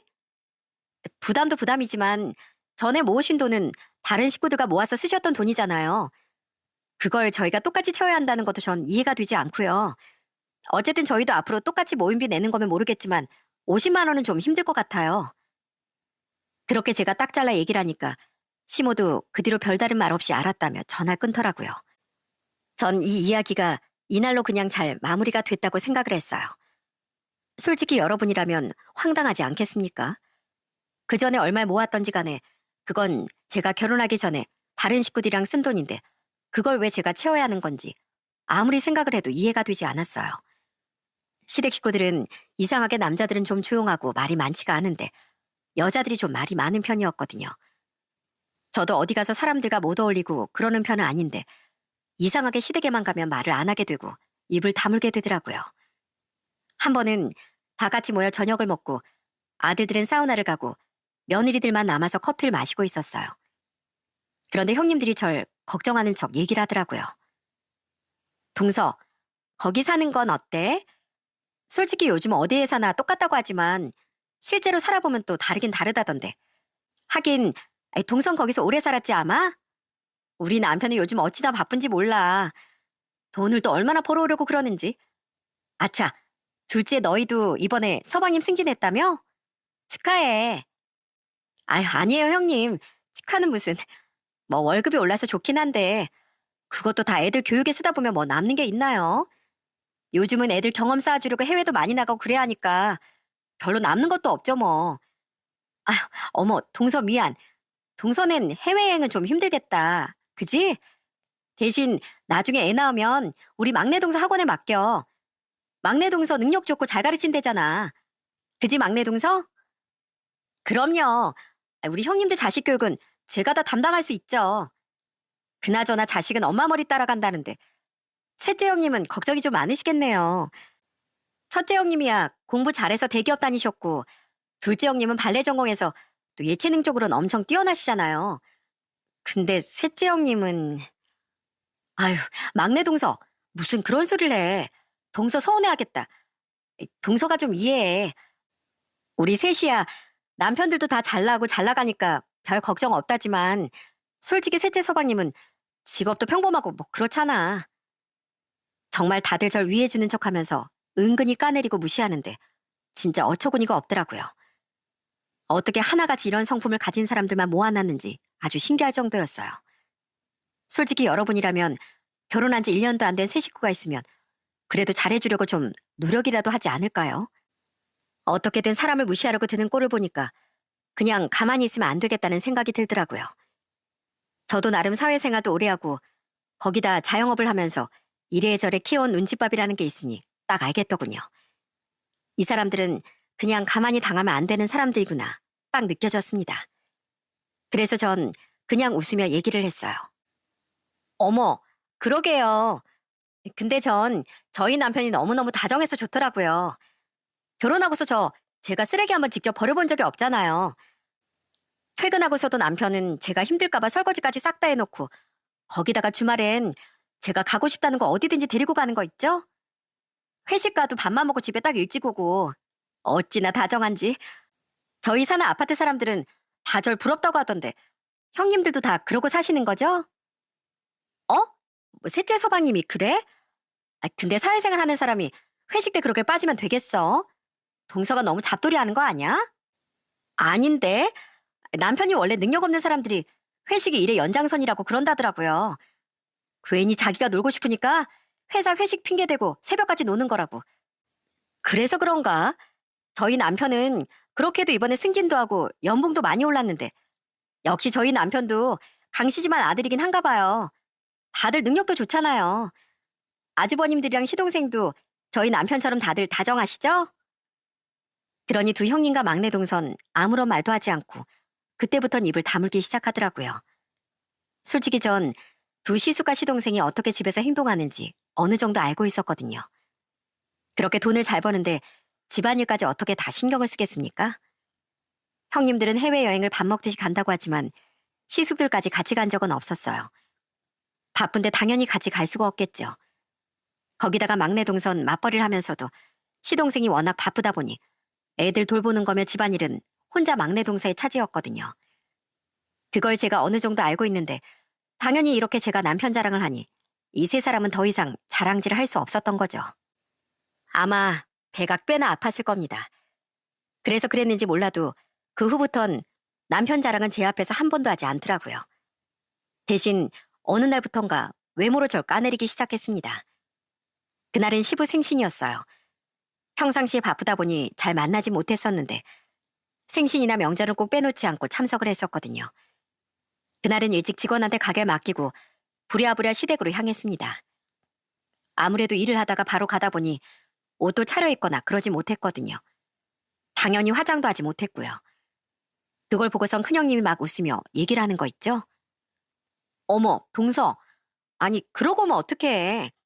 나 진짜 셋째 동서 들어오는데 깜짝 놀랐다니까. 아이, 화장이라도 좀 하지. 셋째 서방님보다 나이는 어린데 어떻게 겉으로 보기엔 그렇게 더 나이 들어 보이지? 그쵸, 형님? 아우, 저도 깜짝 놀랐다니까요. 셋째 동선 좀 관리를 안 하는 것 같아. 내가 발레라도 좀 알려줄까? 나 저번에 셋째 동서 뒷모습 보고 진짜 깜짝 놀랐잖아. 남잔 줄 알았어, 남잔 줄. 그렇게 두 형님이 깔깔대면서 절 비웃자 저보다 더 화를 내며 두 형님을 혼내줬던 건 바로 시부였습니다. 아니, 지금 다들 무슨 소리 하는 거야? 우리 셋째가 뭐 어때서? 난 우리 며느리들 중에 우리 셋째가 제일 건강해서 좋기만 하구만. 다들 그 쓸데없이 살 뺀다고 외식할 때도 새모이 마냥 먹고 돈만 써지끼고 말이야. 거 뭐냐? 손톱인지 발톱인지 뭔지 그거 망가진다고 연병 천병하는 며느리보단 우리 셋째가 더 나아. 아이, 아버님, 왜 그렇게 얘기하세요? 저희가 뭐 없는 얘기하는 것도 아니고. 니들 아는 꼬라지를 보니까 내가 이렇게 말 안 하게 생겼어? 매번 셋째 올 때마다 이러니 저러니 말만 하고 니들 일이나 신경 써. 열심히 사는 애 괜히 괴롭히지 말고. 시부께선 이렇게 늘 절 든든하게 지켜주셨습니다. 사실 시부는 평소에 말을 많이 하시진 않았지만 시모나 형님들 그리고 동서가 저한테 어떻게 대하는지 다 보시고 계셨던 거였어요. 그걸 참다 폭발해서 화를 내신 거였고요. 그러다 보니 시모와 두 형님 그리고 막내 동선 점점 더 절 마음에 들어하지 않아 했어요. 한 번은 제가 몸살이나 시댁 모임에 참석하지 못한 적이 있었거든요. 그랬더니 시모가 그날 바로 전화가 오시더라고요. 에미야, 너 어디 많이 아픈 거냐? 범준이한테 들어보니까 가게 문도 못 열 정도로 아팠다던데 뭐 어디 심각하게 아픈 거야? 네? 아니요, 괜찮아요, 어머님. 그냥 감기 몸살이라 며칠 좀 쉬면 나을 거예요. 그러니? 검사는 진짜 다 해본 거 맞지? 네, 병원에서도 다른 문제는 없다고 했어요. 근데 왜요? 전 사실 저한테 이렇게 걱정을 한번 해준 적이 없었기 때문에 시모가 왜 이렇게 뜬금없이 전화를 해서 묻는 건지 이유를 알 수가 없었어요. 그런데 그 후에 하는 말을 듣고 정말 경악을 금치 못했답니다. 시모가 저한테 전화를 한 이유가 따로 있었어요. 아니, 네 언니도 희귀병 걸려서 아프다며. 그런 거 다 유전으로 걸리는 거 아니냐? 너 혹시 아픈 곳 있는데 우리한테 그걸 숨기고서 결혼한 거 아니야? 네? 어머님 지금 뭐라고 하시는 거예요? 분명 감기 몸살이라고 제가 말씀드렸잖아요. 아니, 그렇게 건강하고 튼튼하던 애가 갑자기 아프다고 하니까 그렇지. 네 언니도 그러다가 병 걸린 거 아니냐? 난 우리 아들 벌써부터 안에 병간호 시키고 싶지 않다. 숨기는 거 있거들랑 애시당초 지금 얘기해. 어머님, 저 숨기는 거 없고요. 그리고 저희 언니 스스로 잘 관리하면서 잘 지내고 있어요. 제가 아파서 병간호해야 한다고 해도 어머님이 나서서 이렇게 얘기하실 거 아니고요. 저희 부부가 알아서 할 일이라고요. 아니, 어떻게 아픈 사람한테 그런 얘기를 하실 수가 있으세요? 아니, 뭐 아니면 아닌 거지. 넌 또 뭘 그렇게 화를 내니? 아유, 알았다, 알았어. 몸조리 잘하거라. 그렇게 사람 속을 뒤집어 놓고선 시몬 아무렇지 않은 척 전화를 끊어버리더군요. 정말 너무 화가 나고 열이 받는데 몸도 아프니 정말 서럽더라고요. 전 남편에게 이 사실을 죄다 얘기했고 그날은 남편이 시댁을 아주 쑥대밭으로 만들어놨다고 하더라고요. 그러자 그 뒤부턴 그래도 시모가 전보다 저에게 조심해서 대하더라고요. 그 뒤 전 임신을 하게 되었고 결혼 2년 차에 아들을 낳게 되었습니다. 남편은 임신을 했을 때부터 출산 후 산후조리할 때까지 저를 정말 많이 살뜰하게 챙겨줬어요. 시부 역시 제가 출산을 할 때 모아둔 쌈짓돈을 꺼내 저한테 산후조리를 하라며 주시기도 했고요. 그런데 두 형님들이고 막내 동서고 시모는 제가 출산하고 나서도 축하한다는 한마디가 없었어요. 뭐 기대를 했던 것도 아니긴 했습니다. 그렇게 출산을 하고서 아이가 태어난 지 1년이 되기 전까진 사실 전 시댁에도 잘 가지 않았고 가도 금방 밥만 먹고 올 때가 많았어요. 그러다 결혼한 지 3년 차가 되던 해 사건이 하나 딱 벌어지고 말았습니다. 그날은 명절이라 시댁에 명절을 쇠러 가게 되었어요. 다들 일찍 시댁으로 와 명절 음식을 준비하려고 하는데 갑자기 시모가 며느리들을 불러 모으는 거였습니다. 그러더니 전보다 훨씬 많은 양의 명절 음식 재료들을 꺼내기 시작했죠. 그러자 큰형님이 놀라 얘기를 하더라고요. 어머, 어머님, 이게 다 뭐예요? 이걸 다 오늘 하시려고요? 이번에 뭐 손님이라도 오세요? 아니, 그냥 오랜만에 다들 모였는데 이 정도는 해야지. 많이 해서 다들 나눠 가지고 가면 얼마나 좋니? 아니, 아무리 그래도 너무 많은데 이걸 어떻게 다 해요? 괜찮다. 금방 할 수 있어. 걱정하지 마. 그러더니 시몬은 웃으며 저희를 향해 얘기를 하더라고요. 내가 얼마 전에 TV에서 프로그램 하나를 봤는데 거기서 그러더라고. 며느리도 집에선 귀한 대접받는 딸이라고. 그러니 며느리들 부려먹지 말라더라고. 생각해보니까 우리 며느리들도 얼마나 집안에서 귀하게 자랐겠니? 안 그러니? 전 갑작스러운 시모의 말에 좀 당황스럽긴 했습니다. 언젠 본인 아들들 귀하게 키웠다면서 며느리들이 다들 그렇게 대접해줬으면 좋겠다고 했었거든요. 그런데 갑자기 저런 말을 꺼낸다는 게 좀 의아했습니다. 그런데 시모가 이어서 하는 말을 듣고 정말 말문이 막힐 수밖에 없었죠. 그래서 말인데 우리도 이젠 좀 바꿔야 할 것 같아. 내가 생각해보니 귀하게 큰 만큼 우리도 귀한 대접 받아야 할 거 아니니. 우리 큰며느리야 집에서 워낙 귀중하게 크고 대기업까지 갈 만큼 귀한 대접 받았으니까 앞으로 명절 음식에서 빠지도록 해라. 진짜요? 와, 어머님, 역시 우리 어머님. 저 생각해주는 건 우리 어머님밖에 없다니까요. 그래, 내가 우리 며느리들을 이렇게 아낀다 아껴. 그리고 우리 둘째 며느리도 발레하느라 얼마나 몸도 귀하게 아끼면서 살았겠니? 둘째 너도 이런 건 고생하면서 할 필요 없는 사람이잖니. 우리 막내 며느리도 학원 강사하면서 똑똑하고 남들한테 선생님 선생님 소리 들으면서 사는데 이런 음식 만들 사람이 아니지. 어머님, 저 진짜 감동했어요. 어떻게 절 그렇게나 생각해 주시는지 정말 감사해요. 시모의 말에 형님들과 동선 하나같이 기뻐하면서 좋아했습니다. 그런데 갑자기 시모가 절 향해 손가락질을 하더니 황당한 얘기를 꺼내더라고요. 그런 며느리들 중에 고졸 출신은 딱 한 명뿐이지? 고졸 출신 며느리만 명절 음식 다 하거라. 우리 셋째 며느리야 배운 거 별로 없고 가게 식당 음식 하고 있으니까 내내 하던 일이니까 어려울 것도 없을 거 아니야. 그러니 우리 셋째가 다 하면 되겠네. 네? 어머님, 지금 무슨 소리 하시는 거예요? 저 혼자서 이 명절 음식을 다 하라고요? 아니, 왜요? 왜긴 왜야. 솔직히 말해서 너야 맨날 음식이나 만들고 그러는 일 하지만 얘네들은 그런 대접 받을 애들이 아니잖니. 지금까지 너 애 낳았다고 그래도 집안일에서 빼준 거 감사하게 생각해. 여기 다른 세 며느리들은 다 주변에 내가 자랑하고 다닐 정도지만 솔직히 넌 아니잖니. 그럼 나한테 예쁨 받으려면 이 정도는 기본 아니냐? 내가 생각해보니까 넌 나한테 이쁨 받으려고 노력도 안 하고 그러는 것 같으니까 음식이라도 하라고. 전 정말 너무 기가 찼습니다. 아무리 제가 마음에 들지 않더라도 그렇지 어떻게 사람들이 다 모인 자리에서 저렇게 차별을 할 수가 있나요? 아무리 생각을 해봐도 시모의 행동은 도가 지나쳤다고 느껴졌습니다. 그래서 전 바로 부당하다고 얘기를 했어요. 어머님, 죄송하지만 그건 아닌 것 같네요. 저도 똑같은 며느리인데 왜 다른 며느리는 안 시키고 저만 일을 하나요? 한동안 그래도 저한테 이런저런 말 안 하시더니만 또 그러시네요. 저 그렇게까지 하고 싶진 않습니다. 차별하지 말아주세요.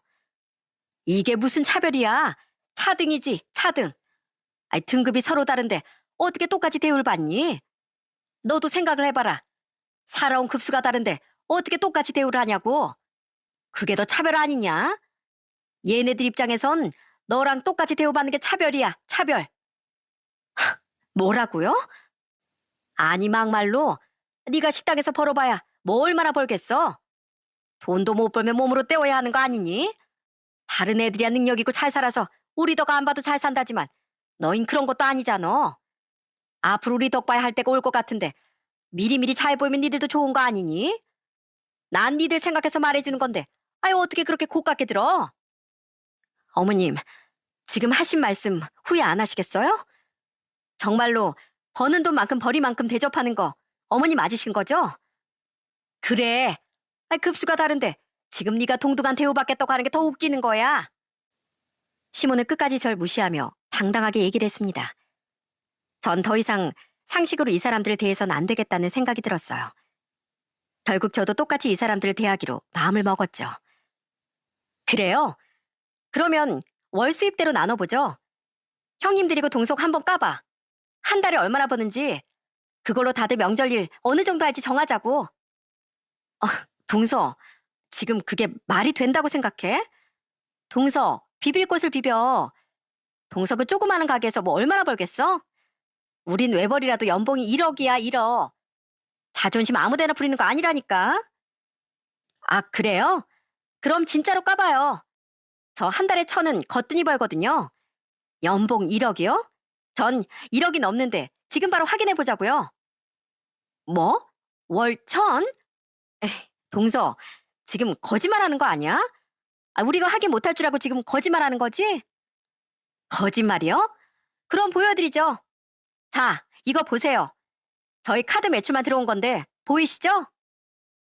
전 형님들과 시모 앞에 저희 카드 매출이 입금된 내역을 보였습니다. 그 입금된 금액은 1,000만 원이 훌쩍 넘어갔어요. 사실 제 곱창 가게는 동네에서도 소문난 맛집으로 단골 손님들도 많았던 상황이었거든요. 시모의 형님들이며 동선 서울 수도권도 아니고 인천 쪽에서 가게를 한다고 하니 한번 와보지도 않았으면서 작은 식당일 거라고 지레 짐작했던 거였어요. 제가 뭐 그렇다고 명품을 들고 다니거나 차를 바꾸거나 그랬던 것도 아니다 보니 제가 잘 못 번다고 생각을 한 모양이었어요. 그러니 제가 보여주는 내역을 보고서 다들 깜짝 놀랄 수밖에 없었죠. 그리고 전 그 네 사람을 향해 소리쳤습니다. 자, 제가 이렇게 먼저 오픈했으니 다들 보여주시죠. 대신 남편들 월급 빼고요. 자기 능력을 보여주시라고요. 그게 공평하지 않겠어요? 어머니 말씀처럼 능력 있는 사람이 대우받아야 되잖아요. 그러니까 얼른 보여주시라고요. 형님은 어머님이랑 같은 명문대 나왔는데 지금은 뭐 하시죠? 전업주부 아니신가요? 그리고 둘째 형님은 발레를 전공했다지만 지금은 어디 받아주는 데 있으세요? 어디요? 뭐 어디 일은 하고 계세요? 아니 그게 나도 이제 취직하려고 한 건데 그러니까 지금 한 달에 얼마 버시냐고요. 아직 취직 안 하신 거 아니세요? 뭐 다른 분들이야 일도 안 하고 있으니까 그렇다 치더라도 그럼 막내 동생 한번 얘기해봐. 학원 강사잖아. 그럼 돈 벌 거 아니야. 월급 얼마나 받는데? 동서 다닌 학원 찾아보니까 동네 아주 쬐그마한 학원이던데 거기서 얼마나 받아? 아니, 저 옮길 거예요. 다른 곳으로 옮기면 저 지금보단 더 많이 받죠. 그래서 얼만데 보여달라니까. 나도 이렇게 보여줬잖아. 저 800 받아요, 800. 아, 그래? 그럼 어디 보여줘. 나도 보여줬으니까 확실하게 이번에 짚고 넘어가야지. 보여주라고. 아니, 뭐, 내가 직접 전화라도 해볼까? 아니, 그게 아니라, 실은 280이요. 저 280 받아요. 아, 그래?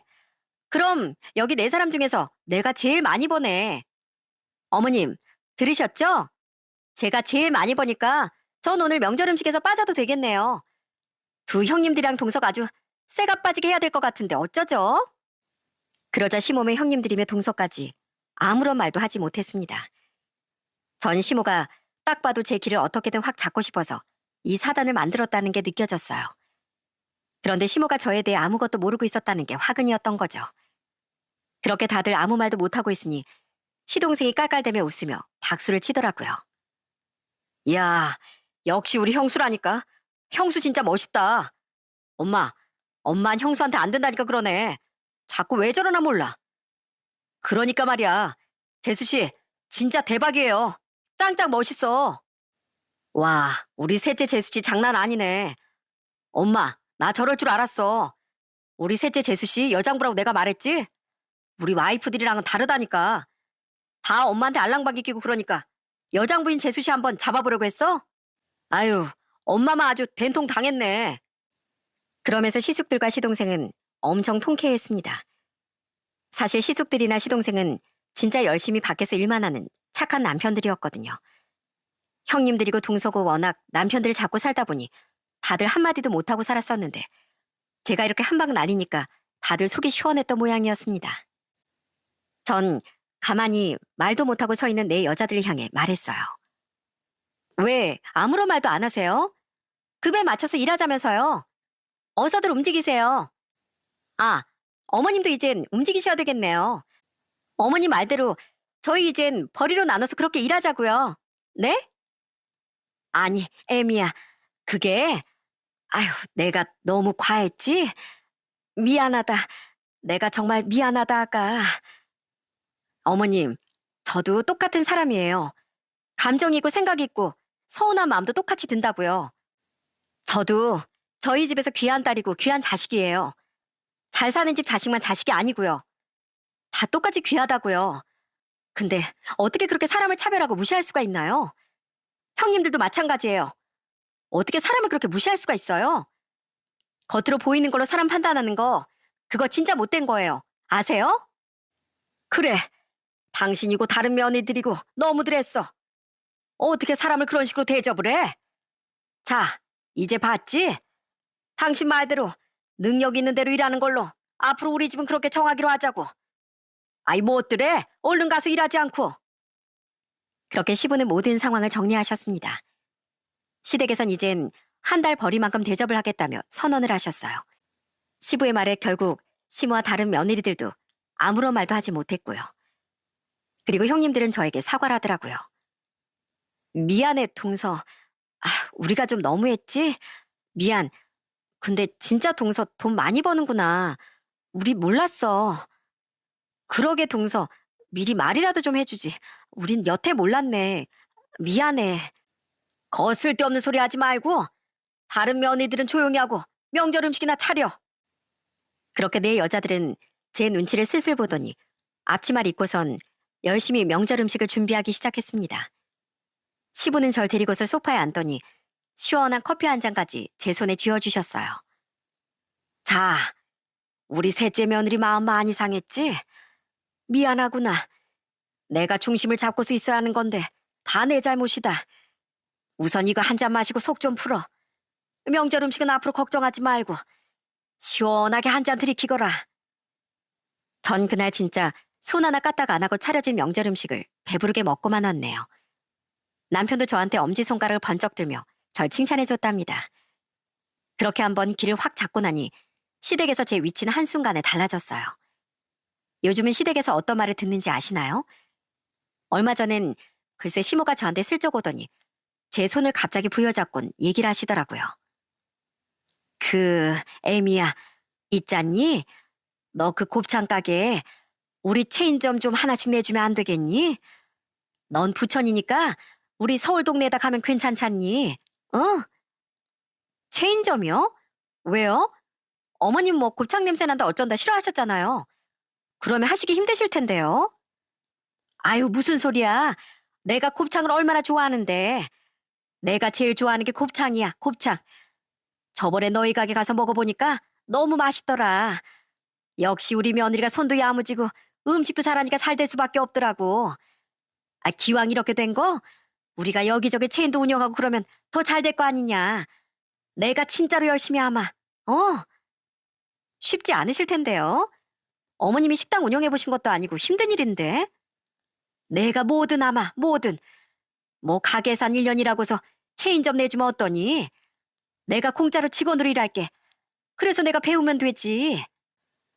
요즘은 시모가 어떻게든 저한테 잘 보이려고 막 절 챙겨주고 난리가 아닙니다. 그건 시모뿐만이 아니에요.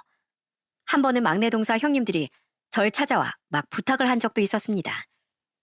가게로 찾아와 마감하는 것까지 막 도와준다며 그러더니 가게 마감하고선 저한테 뜬금없이 얘기를 하더라고요. 아우, 형님, 지금까지 이렇게 고되게 일하신 거예요? 진짜 대단하시다. 손님들도 계속 들어오고 어떻게 이렇게 열심히 일하셨어요? 진짜 너무너무 대단하세요. 저도 여기서 일하면서 생각해보니까 학원 그만둘까 봐요. 애들이 요즘 얼마나 말을 안 듣는데요. 조그만 혼내도 휴대폰으로 다 찍어가지고 부모한테 막 일러바치고 민원 걸고 아우 진짜 더러워서 못하겠다니까요. 아니 막내 동서 그래도 순선 지켜야지. 막내 동서 하는 일이라도 있지. 난 아직 일자리도 못 구했단 말이야. 동서 나부터 나 솔직히 발레일 찾고 있는데 누가 날 써주겠어. 나이도 벌써 40대고 어떤 곳에서 공연을 시켜줘. 나 진짜 잘할 수 있어. 체력은 그래도 여기 셋 중에 내가 제일 나은 거 알지? 나 진짜 잘할 수 있어. 아까 보니까 내가 제일 잘하지 않아? 아, 무슨 소리야. 동서들은 다 일도 못하는구만. 셋째 동서, 뭐니 뭐니 해도 살림을 해본 사람이 잘한다고 내가 제일 잘하지 않겠어? 우리 남편도 이제 조기 은퇴 아빠가 온다던데 우리 먹고 살길 찾아야 하는데 동서가 좀 도와줘. 내가 앞으로 진짜 잘할게. 우리한테 체인점 내주기만 하면 진짜 동서한테 은혜 꼭 갚을게. 어? 그러니까 우리 좀 도와주면 안 될까? 아이, 형님까지 왜 그래요? 형님은 아주버님이 돈 잘 버시잖아요. 동서, 우리부터 도와달라니까. 저기 아주버님은 대기업 다니고 일도 잘하잖아. 아니, 둘째 동서나 그만해. 우리 이제 나이가 은퇴할 때라니까. 셋째 동서, 우리한테 줄 거지? 그러면서 새 여자가 제 앞에서 막 투닥거리는데 진짜 웃음이 절로 나오더라고요. 떡 줄 사람은 생각도 안 하는데 김칫국부터 마시는 꼴이라니 진짜 어처구니가 없더라고요. 그 사건 이후로 시모와 형님들이랑 동선 어떻게든 저한테 잘 보이려고 아주 노력을 많이 하고 있답니다. 전엔 한 번 오지도 않았던 제 가게도 자주 오고 말도 안 했는데 자꾸 도와주고 그러더라고요. 전 그런 네 사람을 말리지 않고 있어요. 제가 뭐 시킨 것도 아니고 자기들이 스스로 알아서 하겠다는데 굳이 말릴 필요도 없다고 생각을 합니다. 그리고 전 대놓고 시부께만 잘하고 있어요. 얼마 전엔 친척 결혼식이 있다고 해서 백화점에서 고급 양복을 사다가 시부께 드린 적도 있었답니다.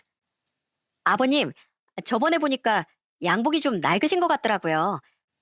그래도 친척들 다 모이는 자리인데 그래도 아버님 옷은 더 신경 써야 되잖아요. 그래서 제가 아버님 양복 한 벌 사와봤어요. 한번 입어보세요. 아버님 사이즈에 맞춰서 사왔는데 아마 맞으실 거예요.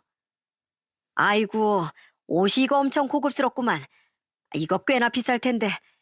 역시 내가 며느리 잘 둬서 이런 옷까지 다 입어보고. 나도 행운이다, 행운이야. 고맙다, 아가. 우리 셋째 며느리가 이거 양복해줬다고 내가 아주 자랑을 해야 되겠네. 그렇게 시부께서 너무 좋아하시자 옆에 계시던 시모는 입을 셀쭉거리며 얘기를 하더라고요. 예, 나는 뭐 없니? 나도 거기 결혼식 가는데. 네? 어머님은 명문대도 나오시고 다른 예뻐하는 며느리들 있으시잖아요. 대학도 못 나온 며느리가 고른 옷이 어머님 눈에 차시겠어요? 명문대 나온 며느리한테 물어보시던지 아니면 잘 배운 둘째, 막내 며느리한테 물어보세요. 예, 어떻게 넌 그렇게 차별할 수가 있니? 나도 네 시애미다, 시애미. 당신 지금까지 대놓고 며느리 차별해놓고선 어떻게 그런 소리를 해? 당신은 그런 말할 자격도 없어. 고맙다, 우리 셋째 며느리. 우리 셋째 며느리 덕에 내가 아주 호강을 하네. 그렇게 저희 시댁의 분위긴 싹 달라졌습니다. 떵떵거리며 살던 형님들도 이젠 반성하며 살고 있고 두 시숙들도 무시하지 않고서 잘해준다고 하더라고요. 특히나 시모는 이제 더 이상 절 무시하지 않고 제 눈치만 슬슬 보며 어떻게든 제 마음에 들려고 노력하시기도 합니다. 애초에 제가 잘하려고 했을 때 절 귀하게 여겨주셨다면 저도 이렇게까진 하지 않았을 테죠. 지렁이도 밟으면 꿈틀한다는데 사람을 이렇게 무시한 대가라고 생각합니다. 언니와 형부는 지금도 시골에서 요양을 하며 잘 지내고 있어요. 시골 생활을 하면서 건강도 많이 좋아지고 이젠 일상생활도 잘하고 있어요. 저희 엄마도 요즘 취미생활 하시며 잘 지내시고 저희 역시 자주 친정 식구들과 만나며 그렇게 하루하루 행복하게 지내고 있답니다. 그리고 지금도 여전히 전 열심히 제 가게를 운영하면서 아이를 키우고 있고 남편도 남편의 직장에서 열심히 일을 하고 있네요. 물론 수입이 많을 때도 있지만 자영업 하시는 분들 다들 아시다시피 요즘 참 경기가 어려워 전보다 수입이 많이 떨어진 것 같습니다. 아무리 노력을 해도 상황이라는 게 제 뜻대로 되지 않을 때도 참 많은 것 같네요. 그럴 때면 힘도 빠지고 마음이 아플 때도 많고요. 그래도 제가 장사를 10년 이상 하다 보니 알게 된 게 상황은 늘 변한다는 걸 알게 되었어요. 좋을 때도 있지만 나쁠 때도 있는 거죠. 대신 나쁠 땐 다음에 좋을 때를 생각해 잘 버티는 게 중요하고 좋을 땐 또 나중에 나쁠 때를 대비해 아끼는 게 중요한 것 같네요. 장사가 잘 된다고 해서 아끼지 않고 펑펑 쓰다 보면 갑자기 들이닥친 위기 상황에선 극복을 잘 못하게 되더라고요. 그래서 자영업 하시는 분들은 항상 미래를 생각하고 대비를 하고 준비하는 자세가 중요한 것 같습니다. 저도 지금의 이 자리를 잡기까진 참 우여곡절이 많았어요. 힘든 시기도 분명히 있었고요. 물론 열심히 공부하고 좋은 대학을 나와 좋은 직장에 다니는 사람들을 무시하는 건 아니지만 저처럼 대학에 가지 않더라도 열심히 일하는 사람들도 그만큼 대접을 받을 자격이 있다는 걸 얘기하고 싶었습니다. 앞으로도 전 지금의 제 삶을 열심히 살아가려고요. 포기하지 않고 저에게 주어진 하루하루를 소중히 생각하며 살아가는 게 제가 할 일이라고 생각합니다. 여러분들도 주어진 하루를 허투루 쓰지 않고 최선을 다해 살아가려고 노력하다 보면 좋은 날이 분명 올 거라고 생각해요. 요즘 참 경기가 많이 안 좋은데 이럴 때일수록 더 마음을 굳게 먹고 힘을 내야 하는 것 같습니다. 저처럼 자영업 하시는 분들도 직장에 다니시는 분들도 또 공부하시는 분들도 모두 앞으로 다가오는 미래를 잘 맞이하시길 바라며 모두들 좋은 일만 가득하시길 바랍니다. 제 사연은 여기까지예요. 지금까지 들어주셔서 정말 감사합니다.